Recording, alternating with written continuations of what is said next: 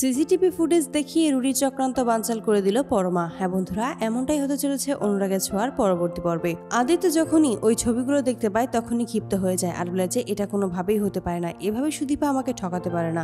অপরদিকে সুদীপা কিছু না জেনে আদিত্যর জন্য আদিত্যর সাজানো সেই জায়গায় উপস্থিত হয়। সেখানে এসে আদিত্যর জন্য অপেক্ষা করতে থাকে, কিন্তু সেখানে আদিত্য না আসায় সুদীপা চিন্তা করতে থাকে। তারপরে ছুটে যায় বাড়ির দিকে। অপরদিকে দেখা যায় আদিত্য বাড়ি ফিরে আসে এবং সেখানে ভাঙচুর শুরু করে দেয় এবং পরমা সেখানে পায়ে হোঁচট খায় এবং পড়ে যায়। পায়ে প্রচন্ড ব্যথা পাওয়ার কারণে আদিত্য নিজেই পরমাকে কোলে তুলে নেয় এবং নিজের ঘরে নিয়ে যায়। সেই মুহূর্তে সুদীপা বাড়িতে ফিরে আসে। সেখানেই সেই সমস্ত ঘটনা দেখেই বলতে থাকে যে তোমরা এইভাবে আমাকে ঠকালে, আমি এটা কখনোই ভাবতে পারিনি তোমরা এইভাবে আমাকে ঠকাবে। অপরদিকে আদিত্যর মেজাজ খারাপ দেখেই পরমা জিজ্ঞেস করে, আদিত্য তোমার কি হয়েছে, তুমি সত্যি করে বলো। কিন্তু আদিত্য কোনো কিছুই বলতে চায় না। তখনই পরমা জোর করতে থাকলে আদিত্য তখন চিৎকার করে বলে ওঠে, এই প্রথমবার আমি যাকে ভালোবাসি, নিজের মনের কথাটা বলবো, ঠিক সেই মুহূর্তেই সে অন্যের কাছে ভালোবাসা খুঁজতে গিয়েছে। তার কাছে আমার ভালোবাসার কোনো প্রয়োজন নেই, তাই আমিও তাকে আর কিছুই বলবো না। ওর যেভাবে খুশি ও সেভাবেই থাকতে পারে। এতে করেই পরমা একটু অবাক হয়ে যায়। পরমা বুঝতে পারে যে আদিত্য কোনোদিনও তাকে ভালোবাসেনি। আদিত্য সুদীপাকে ভালোবেসে ফেলেছে, তবে সুদীপা কার কাছেই নিজের ভালোবাসা খুঁজতে গেছে সেটাই বুঝতে পারছে না।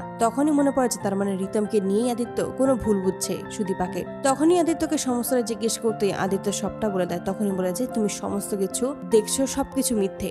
কেউ ইচ্ছে করে ভুল বোঝাবুঝি তৈরি করার জন্যই এমনটা করেছে। এই সমস্ত কিছু প্রমাণ আমি করে দেব। আমি বিশ্বাস করি যে সুদীপা এমন কোনো কাজ করতে পারে না। তারপরেই পরমা চলে আসে সেই ইভেন্টে যেখানে সে নিজের হাতে সমস্ত কিছু গুছিয়েছিল। সেখানে সিসিটিভি ফুটেজ দেখতে পেয়ে বলে যে এবার হবে আসল খেলা, এবার সমস্ত কিছুই প্রমাণ হবে। এবার প্রমাণ হবে আসলে কে সত্যি কথা বলছে আর কে মিথ্যে কথা বলছে। তারপরেই সেখান থেকে সিসিটিভি ফুটেজ কালেক্ট করে এবং নিয়ে আসে চৌধুরী বাড়িতে। সেখানে এসে আদিত্যর মুখোমুখি হয় এবং আদিত্যকেই সেই ফুটেজটা দেখায়, যেখানে স্পষ্ট দেখতে পায় যে একজন ফটোগ্রাফার ইচ্ছে করেই রিতম ও সুদীপার ছবি তুলেছে। তখনই পরমা বলে যে সেখানে ইচ্ছাকৃতভাবেই এমন একটা ঘটনা হয়েছে যেন তোমাকে আর সুদীপাকে আলাদা করতে পারে। তো বন্ধুরা, তোমরা এটাই তো চাও যেন এভাবেই সিসিটিভি ফুটেজের মাধ্যমেই রুডির চক্রান্ত বানচাল করে দেয় পরমা।